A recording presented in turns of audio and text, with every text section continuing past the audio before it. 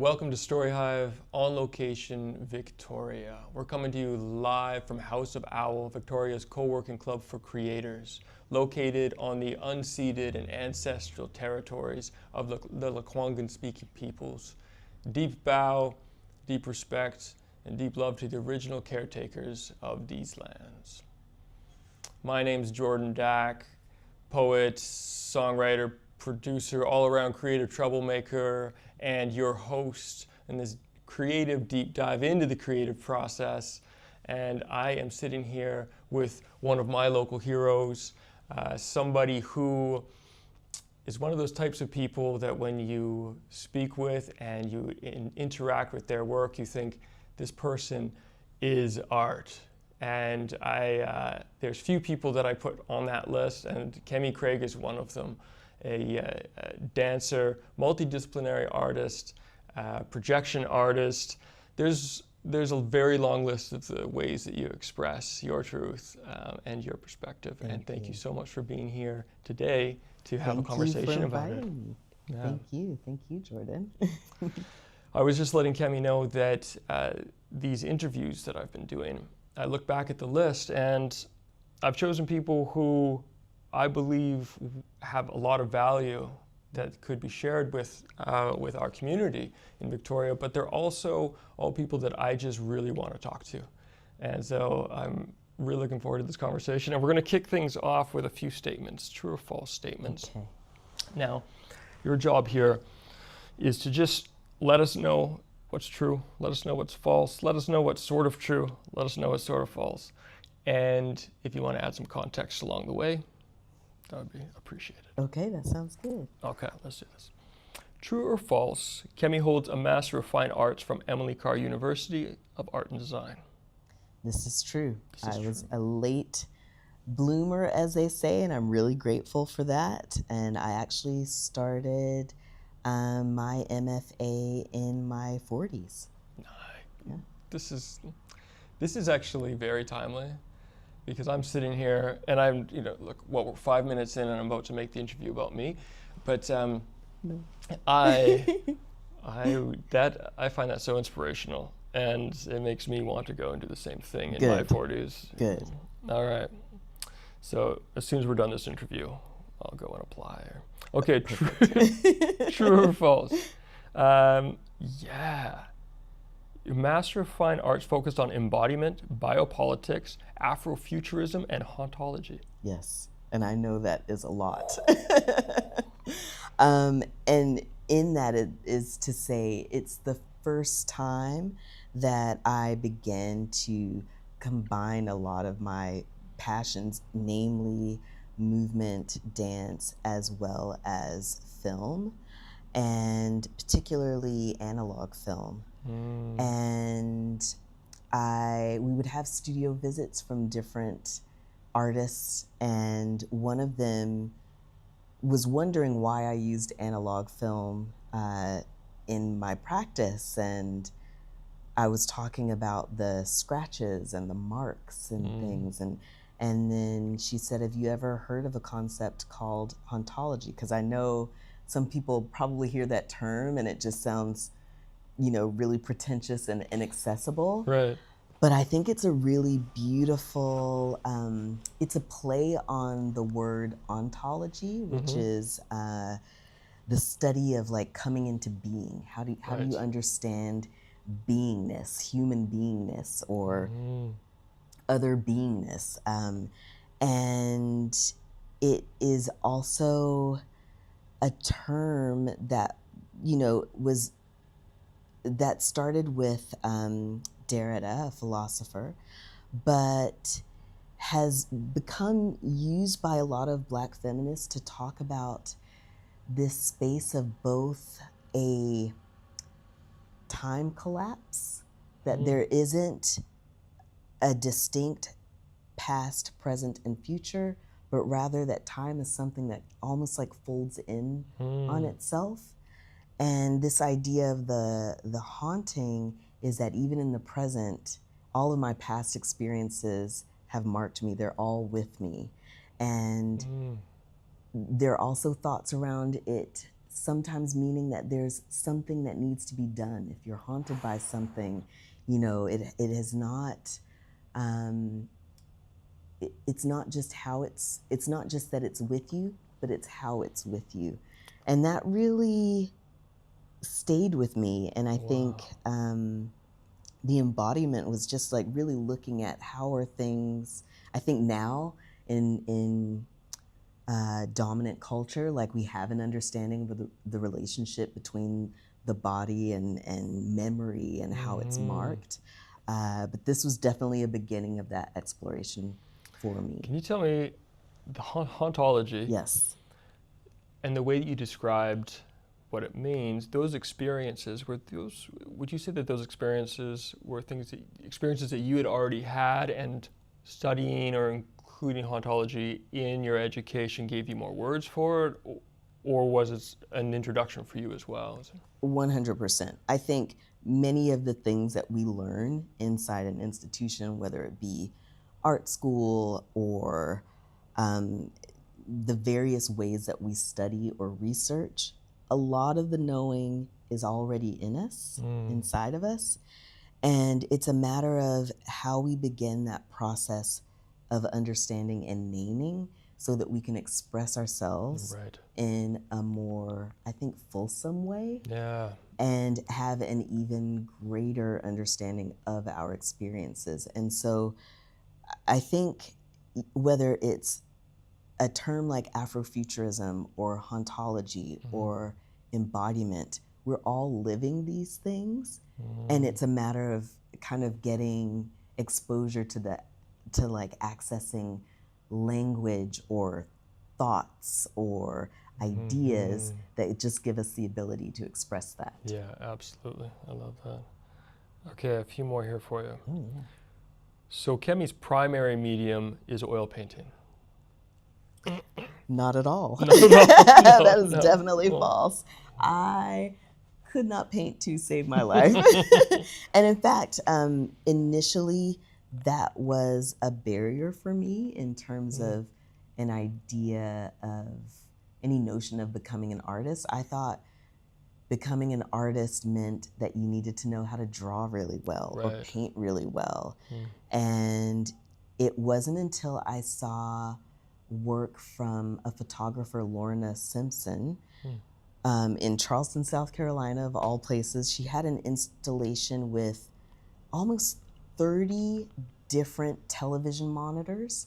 And in each monitor, it was a different scene in her daily life. And when I saw that, because I didn't understand drawing or painting, but I loved lens-based work. I loved television, loved film. And when I saw that, something clicked, it just resonated. And then she had these other photographs that were photographs of women, but they were all kind of offset or off-centered. And in the installation, there were also these hair pieces. And that imagery was something that was so familiar to a Black feminine experience for me and what I watched in my family, that I remember leaving the gallery that day and saying to myself, like, I want to be an artist. I didn't know how it was going to happen. I'd never connected with contemporary art in the same way before that, but something really clicked. And even now, I facilitate an artist residency for BIPOC teens.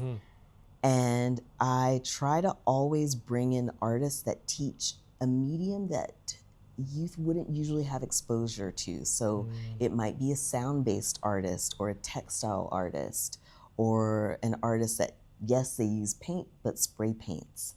And in that, just try. The internal recording keeps going. Perfect. Let's see, there we go. Okay, we're actually back.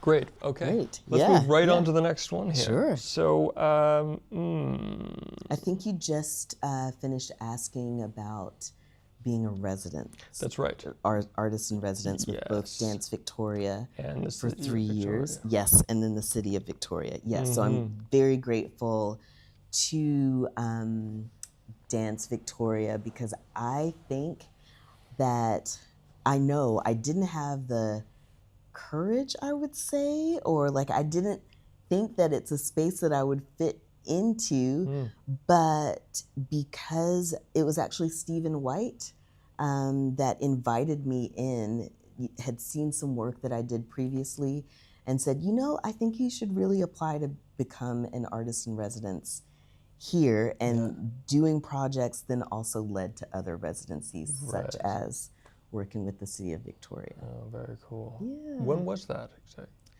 Ooh, this began just after 2020. So I think it actually started around 2021, 2022, somewhere in that time period. Maybe it was 2022. Okay. Now I really want to get into, I'm going to give away the fact that this might be true. No spoiler alerts, yeah. Yeah, I want to get into your project Afroaquatics. Yes. But true or false?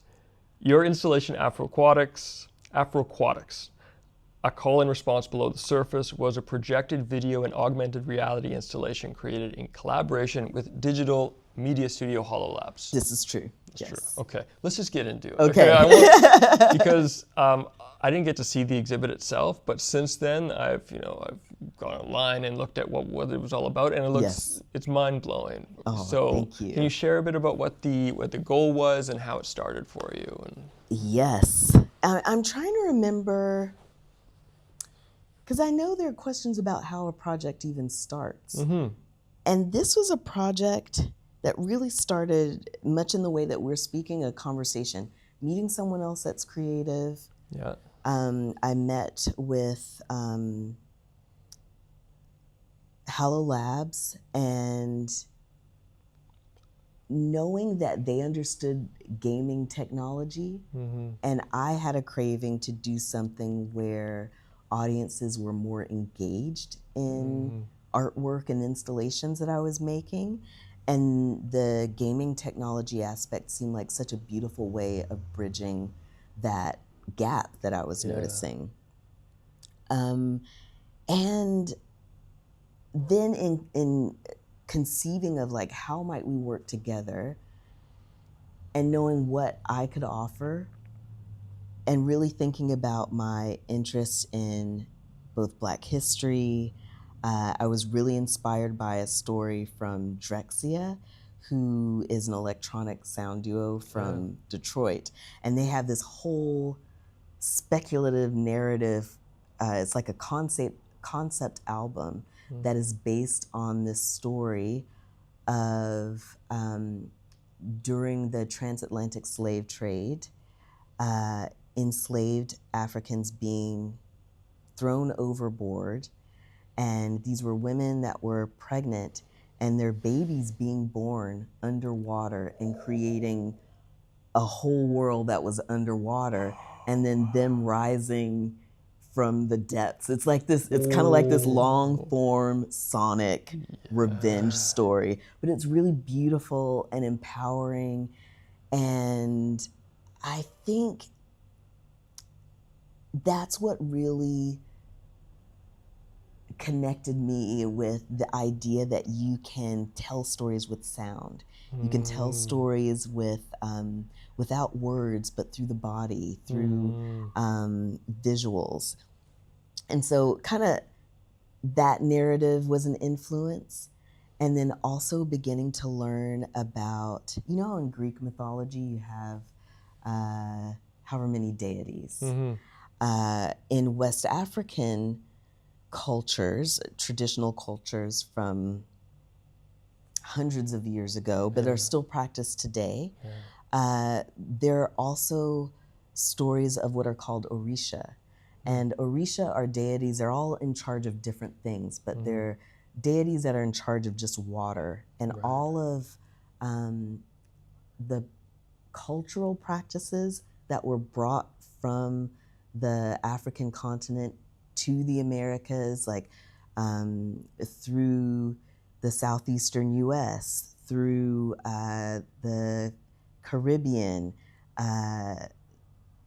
South America and how these practices still exist today, the relationship with water there, and also I grew up in South Carolina, so it's a coastal state, and there are many mythologies, stories, folklore around water. So I knew that I wanted to do a water-based project. Okay. And I knew that I wanted to do something that both acknowledged that space of the Atlantic Ocean and that transitory space, not only of the Atlantic Ocean and socially and culturally what is happening with Africans that have been kidnapped. But one spoiler for the installation, you see names that are actually of survivors, people that were actually returned to the continent because either there was resistance where maybe the ship was going down and other people could come in and rescue, or there are other boats that are trying to like recapture people. Point being, I knew I wanted to explore water stories and marrying ideas that were completely imagined with ones that were historically accurate, so that I think we as a people can begin to use something that sparks us using imagination, but also digging into what we have, like some of that work pulled from public archives. Right. And I think it's such a valuable resource that we can tell stories of empowerment or reckoning or awareness that, whether they're true or completely fabricated, it's how the story makes you feel and what the story offers to you. And Afroquatics offered a space of an immersive experience because you're surrounded by projections, but that you also need to engage with the artwork in order to make the projections kind of like flow and operate. Do you feel that even the fabricated components or any of the art that comes purely from imagination, but from an imaginary place, are you still hoping that it lands in a true place in someone's body when they experience the art?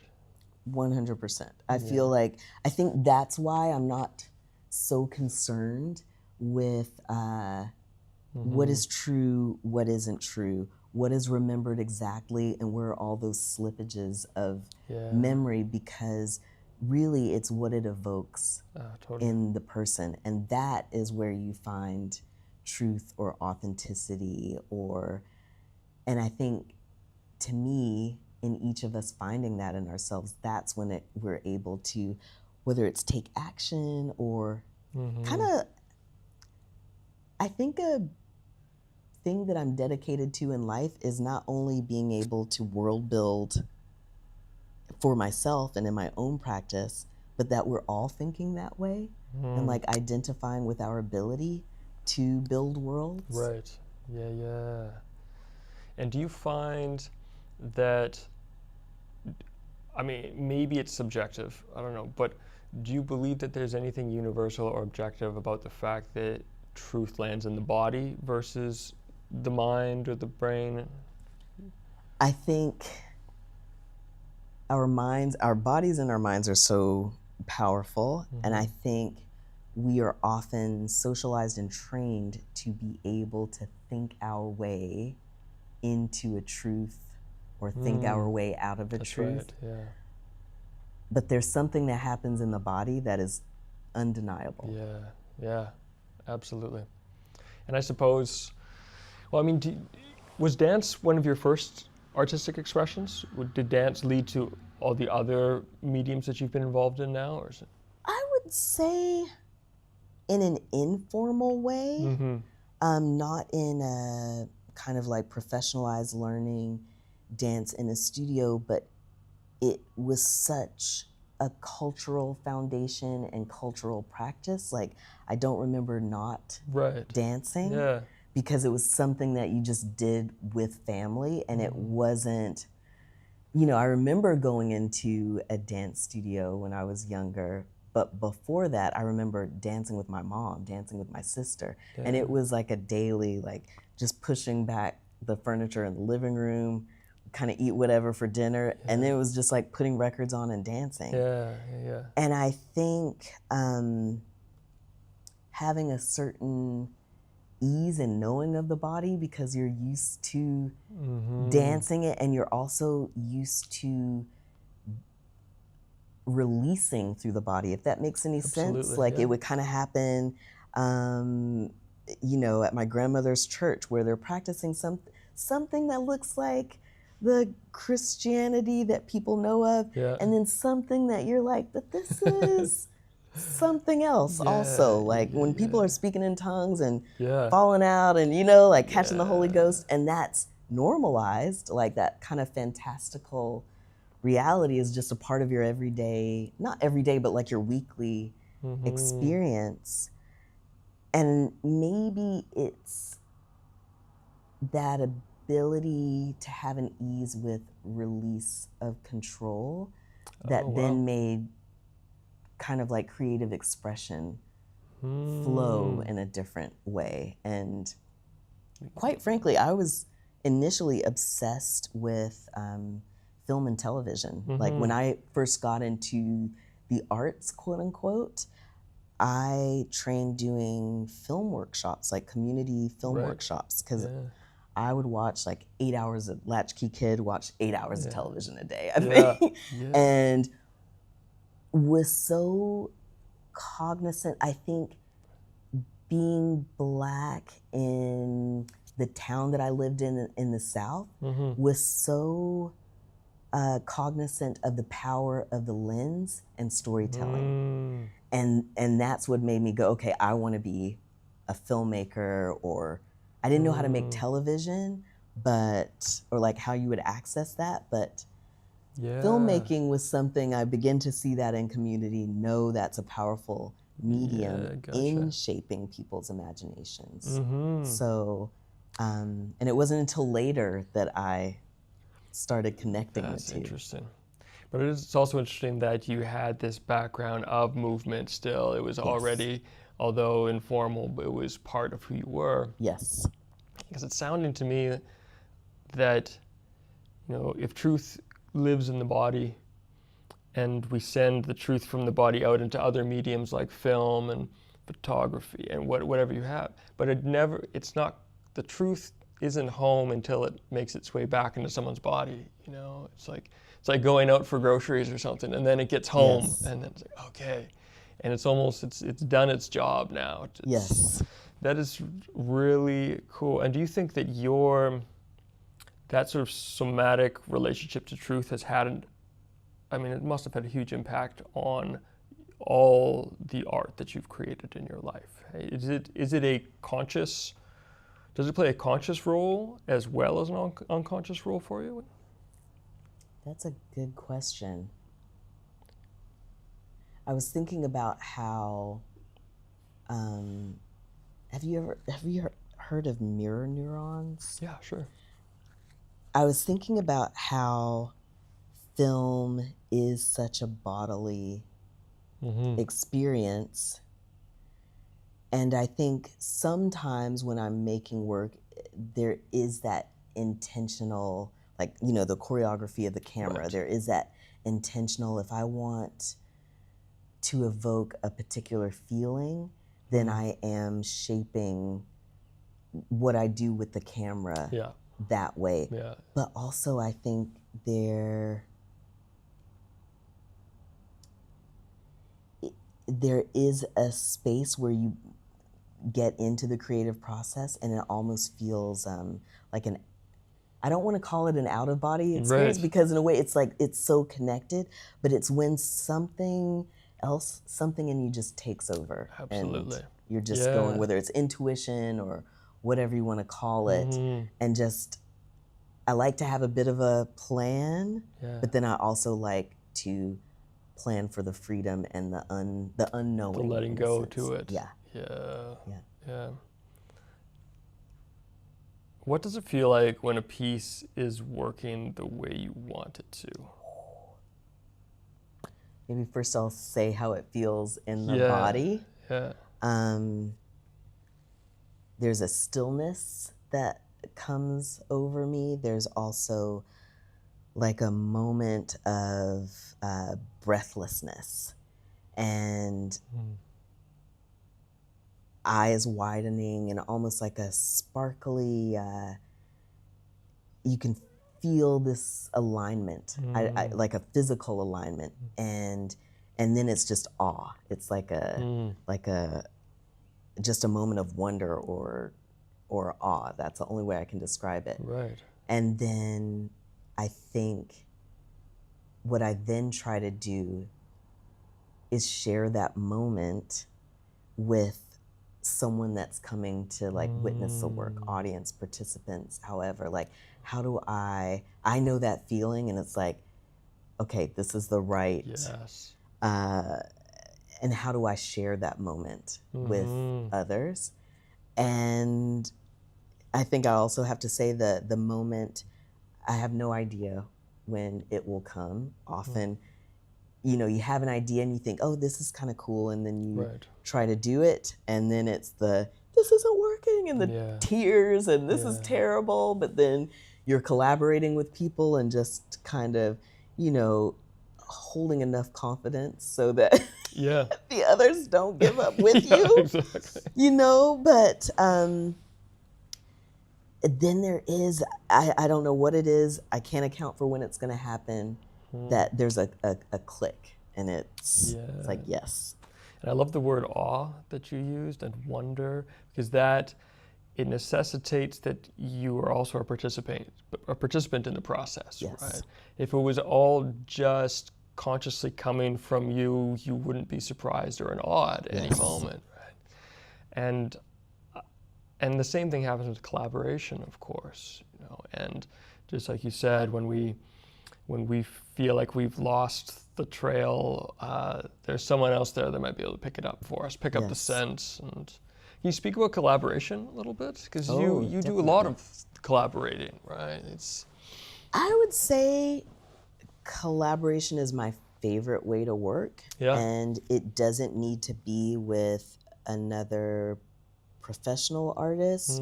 It can be collaborating with community to make work, and it can also be it can also be collaborating with someone I don't even know. For example, one project that I really enjoyed doing was where I put out a call to the general public to submit a gesture that they notice that they do every day, and it might not even be something that they're aware of, but how you might adjust yourself or move out of the way of someone and submit that gesture. And then that gesture was given to a group of dancers, and kind of creating choreography through that.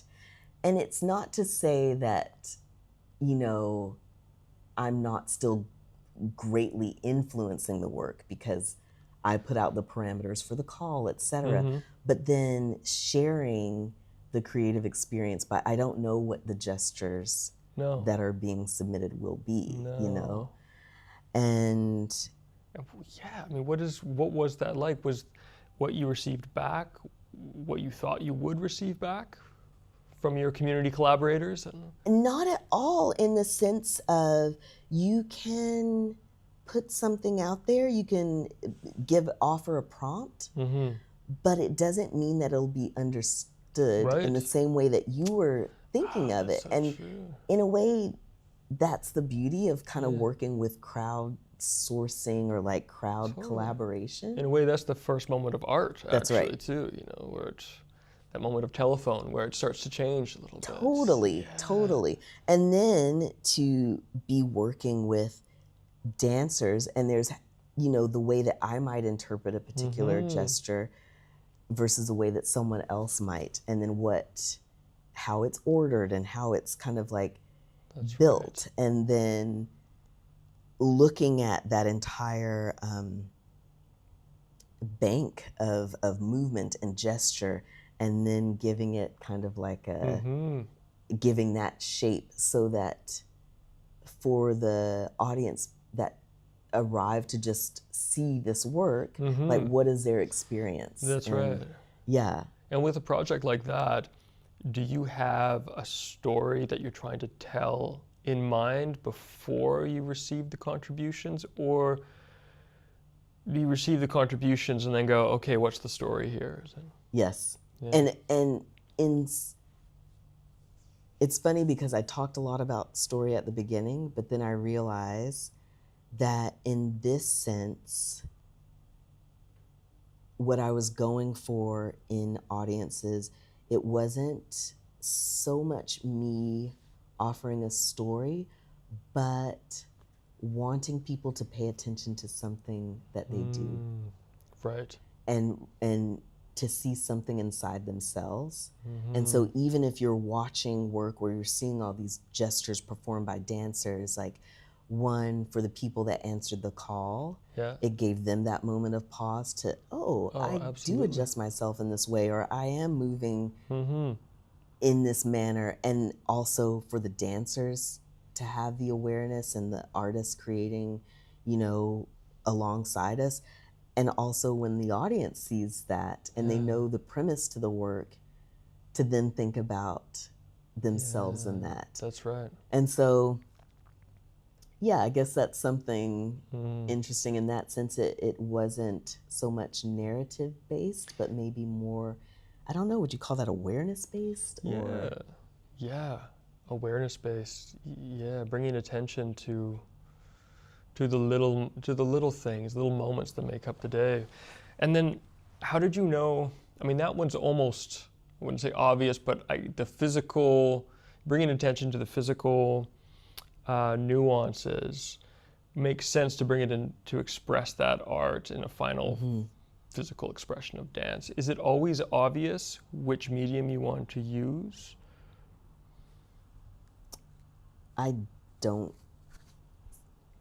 think that it is necessarily. I was thinking, originally I was thinking, maybe it's not so obvious, but now that I'm thinking about it, I realize that sometimes it is the medium that almost starts the story sometimes, not all the time, right. But in that sense, it was very much movement that kind of created that spark of like, right. I noticed this. And then if I notice that, how can I explore? I was really thinking about power dynamics in relationship to movement, but how can I then share that noticing with others? So in that sense, I think the medium came before the concept or the practice of the medium. And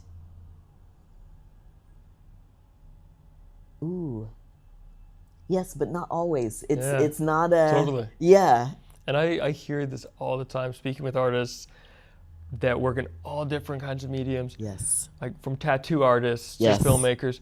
And no one is exactly sure when the process begins. If you look, the closer you look, the more it eludes you, because it's, who knows? It was a comment here that spawned a desire to explore something over here, or it could go back, lifetimes. Right. But then at what point does the medium say, okay, this is here? And it may seem unconscious, but at some point, it was what needed to happen in that moment for the expression of it. But can you take us, since we can't go to we don't know exactly when it starts, when does it consciously start for you, these pieces? I know sometimes maybe there's a certain project or brief, but other times is it just a interest or something that you see on the street, or a conversation that you have, or a show that you see that you're like, and that begins, that's the seed? Or? I think we spoke about this a little earlier. That space of curiosity or questioning or a what if.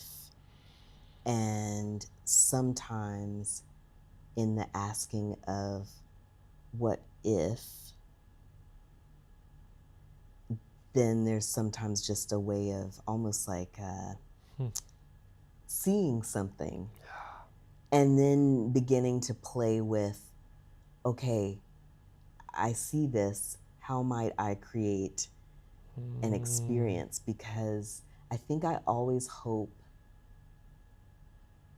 that whether something is performed or it's something that's made to be quote unquote seen,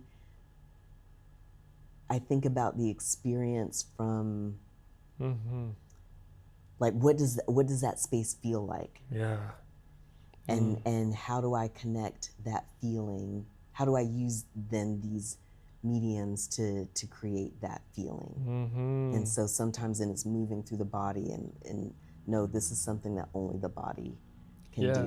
Obviously that would be involved in the first stages of it. Does it go away? Is curiosity part of the ongoing process of your creative process, or is it really just the launching pad?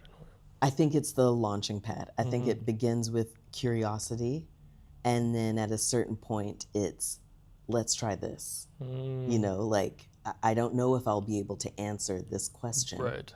But for right now in this moment, let's just try this. Yeah. And then seeing that all the way through. And I think the tricky part is, I remember listening to this YouTuber, Evelyn from the internets, that, you know, really stressed like always complete your project because that's how you learn. Whereas if you stop partway through, you're never really able to answer that question and take that information and knowledge into the next absolutely project. And so I'll at least try it for right now. Like, I'm curious about this. I'm just going to try this, see it all the way through. And then sometimes from that learning, okay, well, now what about this? Because I really wanted, you know, this other aspect to be there. How do I do that? You know? That's great though, because, you know, so often if curiosity runs wild throughout the process, you may never know when something is done, and you may not be able to deliver anything because it's just like, it's never ending. Curiosity is never ending by its nature. So, but it sounds like, I don't know if it was a conscious format or effort on your part to just say, hey, curiosity, well, this is your domain here, and then after that, this is a different forces domain. Yes, you know? But, I think that's the playtime. Yeah, so you're curious about something, and now let's have playtime or experimentation. That's when you get into the lab. Yeah. That's good. And I think all the most productive artists that I know are able to make that separation. You know. Now, in a what if world, what is the future of art, the future of your art? Who's in that future? What does this look like?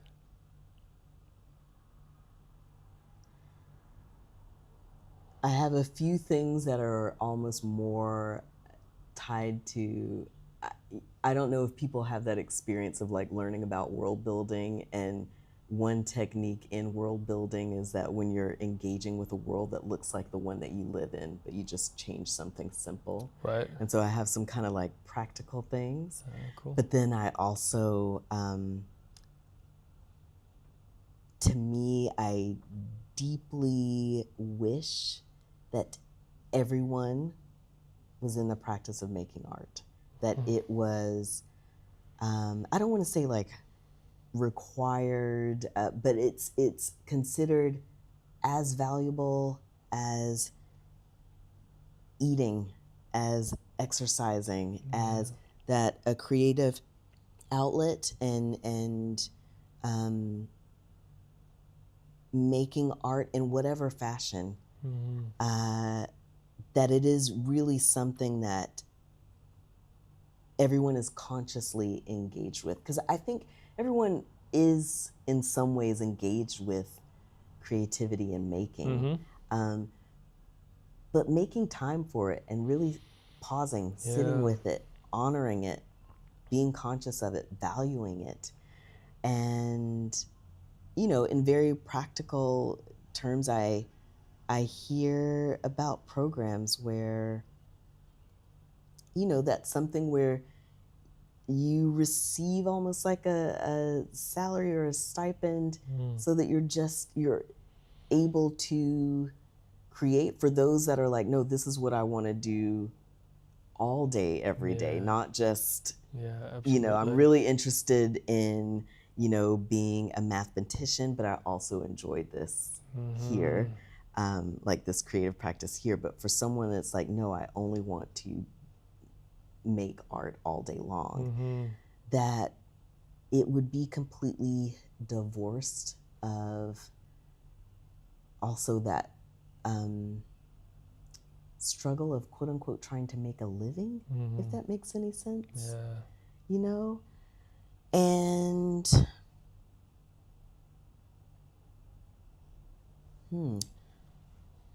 I know that there's more to say on that, and there's more that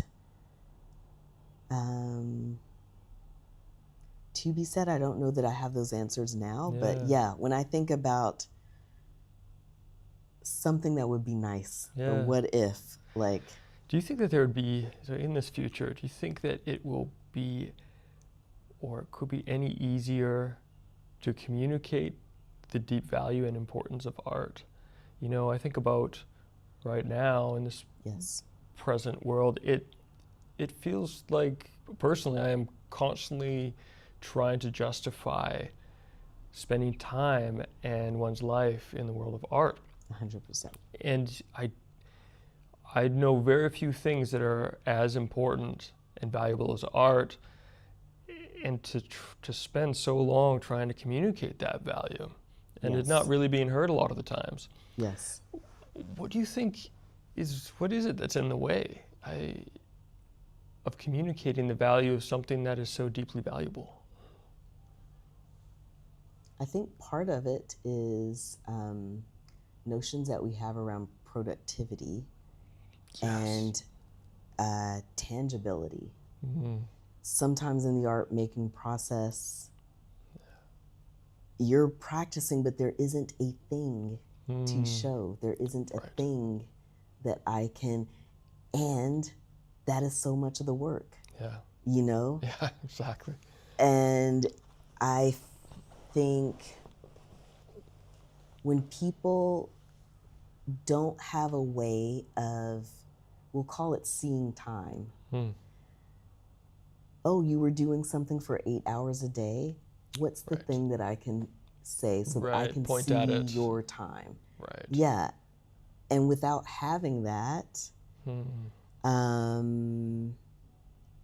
I think it will take us doing quite a bit of unlearning around productivity and around what it looks like, what this idea of like evidence or seeing a thing, what is that like? What are the metrics of time well spent or a life well lived? And yeah, I think a lot of it is because it is, I agree with you, we spend a lot of time justifying the work that's being done. And yet, when it is done and it's released in the world, it's appreciated, but that's once you see the thing, once you see something. But before that, and it takes so much to get to that point. And I think that's so much to get there. I was speaking with an incredible artist in Nanaimo last month, excuse me, and she was talking about how important it is to make time for art every day. Yes. But I loved how she spoke about art in that context where she used watercolors, but she's also worked in video games. But she said art can be pulling over at the side of the highway and getting out and moving your body in a way that you hadn't moved it before. Yes. It might be taking that walk from work to home, but doing it backwards tomorrow. Yes. And this is all art. Yes. And when framed in that way, it's like how accessible art is in everyone's lives. Yes. And this is not the stuff that you can point at all the time and Right. go like, oh, content, But yeah, but it does make a difference, even those little brave or uncomfortable, often art can be uncomfortable, choices in a day. That's just for the art of it. Yeah, completely. Just for the art of it.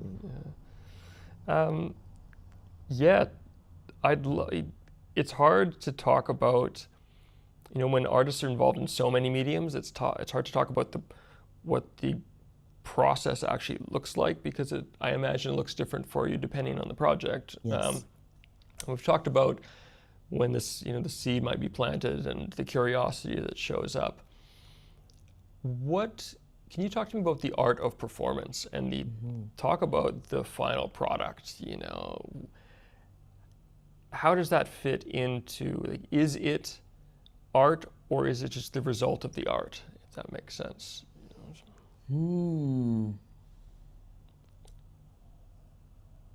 One thing that I love about performance is, I think you could say that it's both. It's like the whole process leading to that performance, the relationships that you're building, because often you're collaborating with other people, whether it be a musician or other dancers, or and also that moment that you experience and that you are sharing with the audience, that happens in that way one time. Yeah, exactly. It can never be recreated. It'll never be the same. I think what I really love about dance is, I remember hearing this thing about how some people, have a body and then they're trying to get back to them. I'm trying to get back in shape. I'm trying to get back to this other body that they had, instead of understanding that as beings that are growing, our cells are constantly reproducing and dying and shifting. We will have many bodies over time. There is no one. And so in performance, even when I go to, I think what I've made peace with is that I can have a plan, but I try to leave a lot of space for improvisation in performance, because, I remember at one point you were asking me about whether a failure has actually created something that was really good. Something really good has come out of failure, and I definitely believe in generative failure. But the other thing I'll say is that, it's a great term. Not mine, but having a not great memory, but being a dancer that could not remember choreography. But recognizing that when I improvise, that is a moment that feels the most honest, the most truthful, the most connected, and each time it's different. And so, when you ask about the art, I think it is both like everything that leads to that moment, as well as that one performed moment that will never be the same again. Yeah. And do you find, just to talk about the improvisation for a moment, do you find, has there been evolution in your improvisational process? And what I mean is that I imagine at the beginning, when you're starting to play with improvisation, there might be panic and fear, and maybe that never fully goes away. But I would imagine there'd be more trust that comes along the way too. Is that the case for you? I would almost say it's developing a trust practice, Yeah. because it's like you said, each time the same fear, the same panic, but what I try to do is just remember, just like trust that moment, trust my body in that moment, trust whatever needs to be released or shared in that moment, and to leave space for it. Don't shut it down. Don't over choreograph something. Leave space for that moment that can't be planned. And you know, when you talk about what has shifted for me over time, I think initially the panic meant that I wanted to do something big and showy. Okay. And that I also wanted it to be like dense, like kind of like relentless in the movement and the bigness of the movement. And now what I do is try and have enough pause at the beginning of that, like when I know I'm about to improvise something, to like really slow down. And then when I feel almost, the only word I have for it is like when I feel the truth emerge or connect, that's when I begin to move. But until then, trying to stay as still as possible, and that is hard. That is such a cool way of putting that, though, too. And do you, when you're waiting for the truth to move you or to move the moment, is it as conscious as that? Is it like watching a mouse hole waiting for a mouse to poke its head out, or it's a sensation, and I think what I consciously try to do is be honest, and it's like, yes, there's a large group of people watching you right now. Yeah. Trust it'll happen, and just wait. Wow. And then, So I mean, maybe this is an assumption, of course it is, but I can't imagine having that level of trust without waiting so many times and having it show up so many times. Yes. So you just, it's coming. It's going to show up. Yes. Wow. Yeah. And I think also because performance, you're in relationship with the people, with everyone that's in that room. And sometimes that moment comes faster because you have a more familiar or like there's a certain trust that's built with the audience, and that moment comes like, you know, almost right away.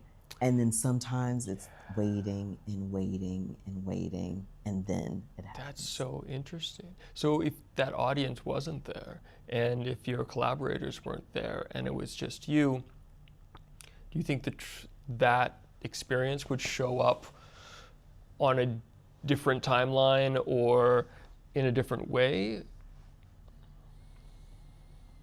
Maybe in a different way, because I do think that you are kind of picking up on who's around you and what's happening, and almost all of our stories at the same time. And I think, and actually one of my favorite ways to dance is kind of like lights off.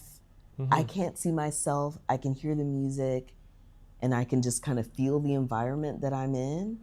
And it is a totally different experience than when I'm sharing the room, the space, the environment with others. Very cool. Now, I know it's important to you to bring art to where the people are. Yes. Can you tell me a little bit about that, about what it means to not just keep it trapped within the galleries and to bring it out, and some accessibility, please? Yes, certainly. I think it a little bit goes back to something that you were talking about earlier. maybe I'll just start fresh. I think, oh yes, it was around the way that we value art. Right. And sometimes in the way that we value art and the way that we devalue or undervalue art, it means that art is something that is supposed to happen just in this space, and we don't identify the way that art is happening everywhere. And so by bringing it into public spaces, where my favorite places are high traffic areas that people are just passing through. Right. Because then you're able to have those moments of unintentional encounters. Yeah. As opposed to, I need to take time, move my body to this place, be in this mindset. Right. Preparing yourself for the experience. No, it should be that thing that is just everywhere and that you can encounter it anywhere. And I think that lends itself even more to sharing those moments of awe or wonder, because it is in a space that more people are moving through, whether they consider themselves an art lover, whether they have the money to go to a gallery, whether they then see a kind of art that they didn't even know that they might enjoy. You know, maybe there's someone that's a theater person that sees, you know, a dancer out in the open. I love when they have like dance out in the open or projections that are happening on buildings. I'm very much in favor of public art, but expanding what public art means. That it doesn't just mean that it's a mural. It doesn't just mean that, you know, it's something like, we're gonna plan it, it's gonna happen at this time, and you know what I mean? But it really is like all kinds of expressions, but in where the public is, where the people are. This is brilliant, because there's so many people out there right now who don't think that they like art. Yes, exactly. And because they have been taught that there's one specific way to approach art and to experience art. But to have them experience art before they even realize they're experiencing art, that's incredible. Yes. Now, can you tell me, because I know you had a project where you have projected onto walls downtown. Can you speak about that in like real life, what that's like? And one experience that I really enjoyed was the projections are in a window, and so, you know, it's cars that are driving by that can see it, it's people walking down the sidewalk, but seeing the way that children interact with something, and the way, like, you know, this was a project where a dancer was in the video, and the child just beginning to mimic the dance that they were seeing, and I also think it's funny when you see how your work is kind of like existing out in the world, where, you know, you do have this massive video projection up, but, you know, someone maybe scans it and just keeps walking. And I think that's, you know, like, that's a healthy thing to see, and also to see people that like really stop and take notice, and maybe, you know, if there's some way of them connecting with you, whether it's like a little, like, this is how you reach out to the artist, and then it's, you know, seeing this work and someone sharing, oh, this is what this made me think of. And in those situations, in that sort of art exhibition, do you, and that person walking by and just sort of glancing at it briefly and continue, do you take that as feedback or as part of the exhibition? Or do you, Like is with the exhibit like one downtown, is your goal to engage everyone? I think it's more to engage the unknown person that it resonates with. Right. Because I don't know, I think that would be, such a weight for all of us as individuals, as artists, if we were like either trying to make everyone happy or trying to reach everyone. What I really think about is connecting with someone, and then just share. I don't mind sharing with everyone. Yeah. That feels okay. Right. And then, whoever it resonates with, I won't know them, but yeah, that makes sense. Yeah. And when you put a piece like that together, do you already have your almost target market in mind of who you imagine it would engage with? Or is it just, I'm going to put this out there, share it, and we'll see what happens? I have no idea, really. I think maybe it's more the people that invite me to do an installation. I think they maybe have an idea of the audience that might be reached. But for me, it kind of begins with just that sharing. Like I'll share something of myself or my perspective, and then I find it to be so unpredictable who it resonates with. For example, I did a piece, it was actually here at Haus of Owl, the piece with the rocking chairs and the meditation. And apparently when it played in Ottawa, there was an elderly woman that sat in the chair and like did the experience. And when she got up, she said she felt reborn. Wow. And that's not something I could really predict, or, why did it land with her and not so much with someone else? Or, it feels like you are very okay with the level of mystery that's involved in art. Yes. Right? Because it could, in other industries, it could drive someone mad, and like so many unknowns, and spending so much time on something without really knowing how it's going to be received or land. Right.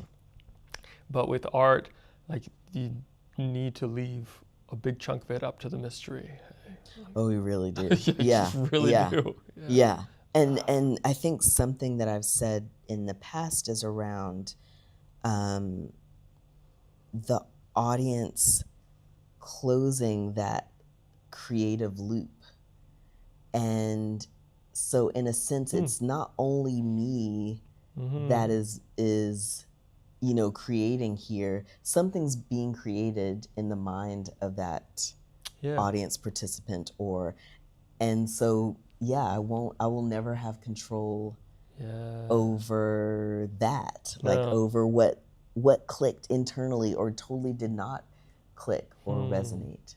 Yeah, that's great. I mean, it's just such a true fact of life. Like we cannot dive into someone else's head and adjust how they are going to, all the gymnastics and all the things that go into interpreting the world around them and our art. But that is part of the art. Yes. Yeah, 100%. And what do you think about Victoria as a place to create art? Is it, how much does the location play into the art that you're creating?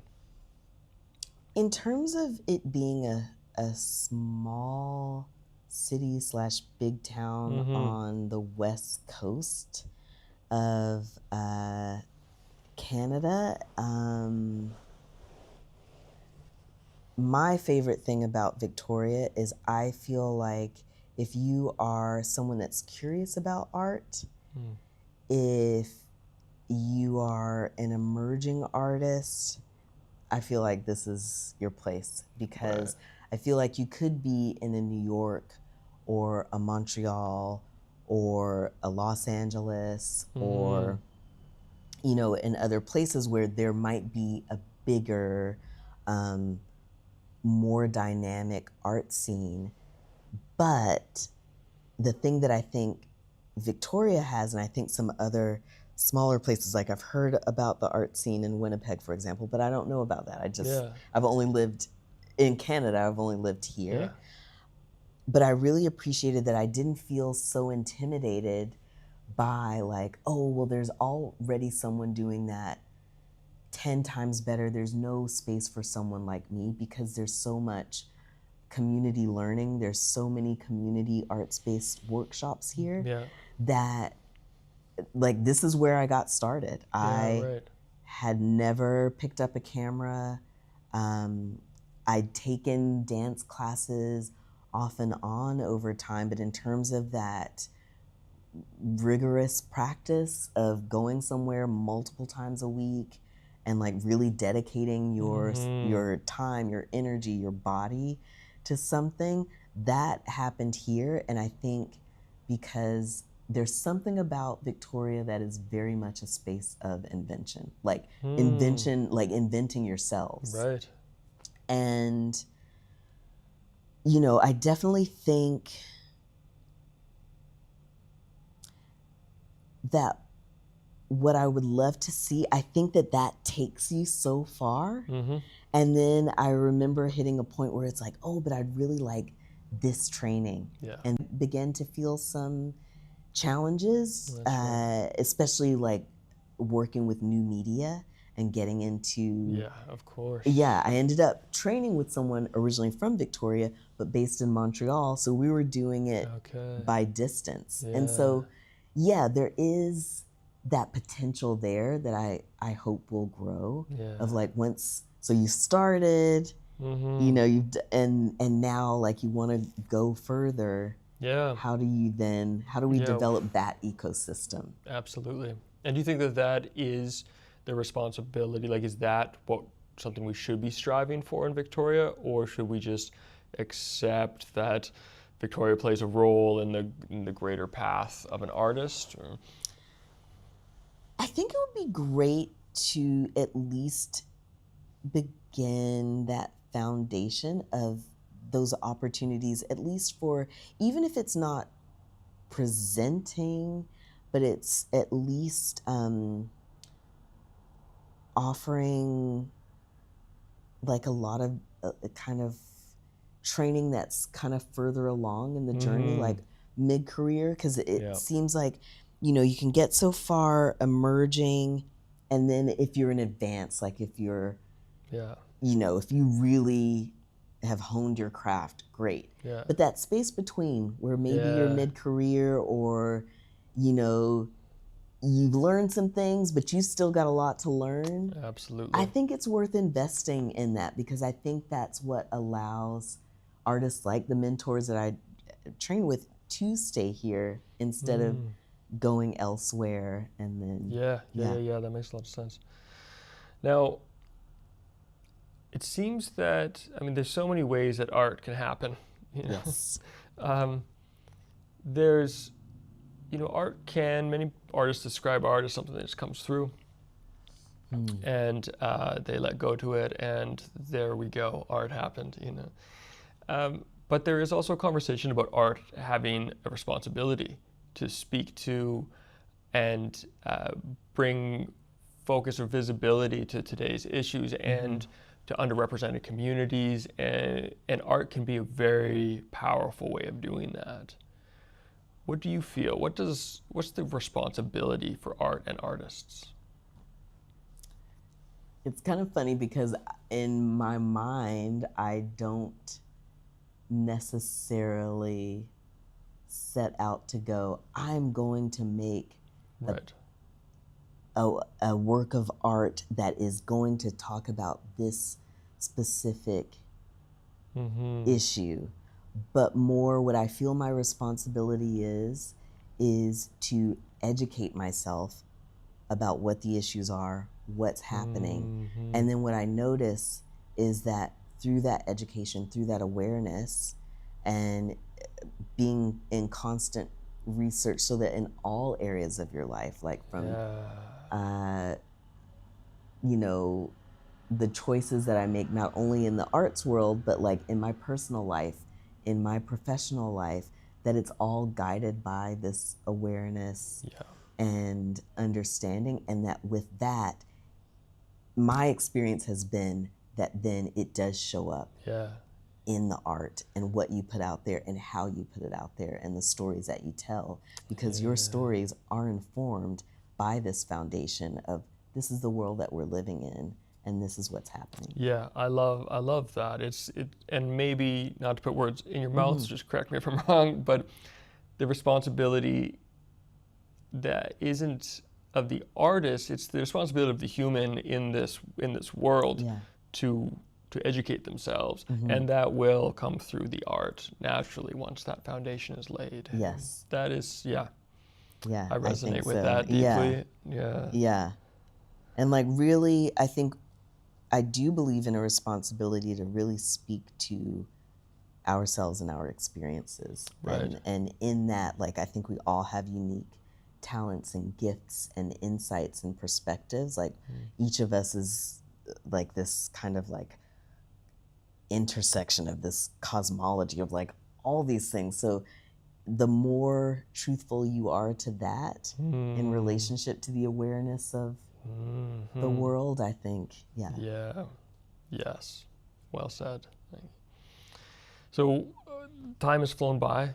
We are already over our time. Wow. So maybe I could just ask you a couple final questions to wrap things up. Sure. And I'm sorry, this next one is a big one. So not an easy one to check off the list or anything, but after all, what does creativity mean to you?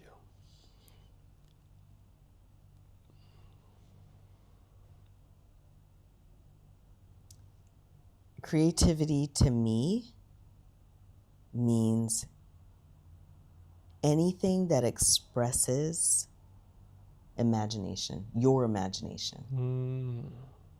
And so it could be from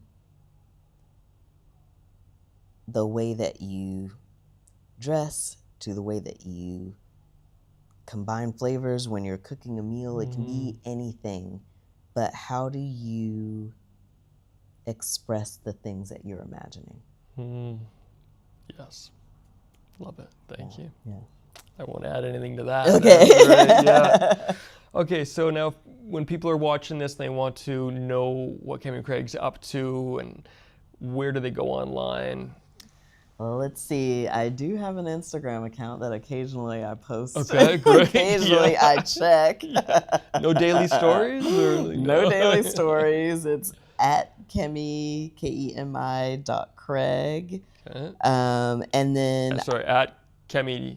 At Kemi.Craig. Okay. Yeah. And then I also have a website that's just like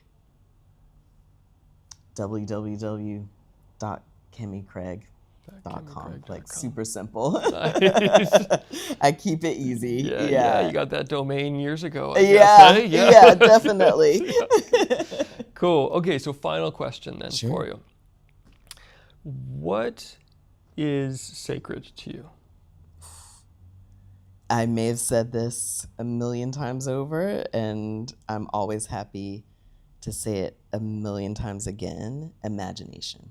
100%. I think the protection of our imagination and what we do with it, the power that's in our imagination, and I mean for each one of us, to me that is sacred, and we should do everything that we can to protect that space. Yes, thank you. Yeah, you're welcome. Yeah. And thank you so much for taking the time to have a chat, hanging out with me. Thank you for having me. Thank you, it was an honor. Yeah, it has been a joy. Thank you. Yeah, great conversation, and thank you to you for joining as well, hanging out with us. I look forward to connecting with you again. And until then, be well, be wild, and be yourself whenever you get the chance. And use your imagination. Yes. All right. And what else? Be curious. Be curious. Okay. Now, this next part is my favorite part, where I stand up and I go to turn off the live stream. And while it's still live stream, you just get to sit there and look deeply into the camera. Okay, great. While I complete this here. Okay. All right.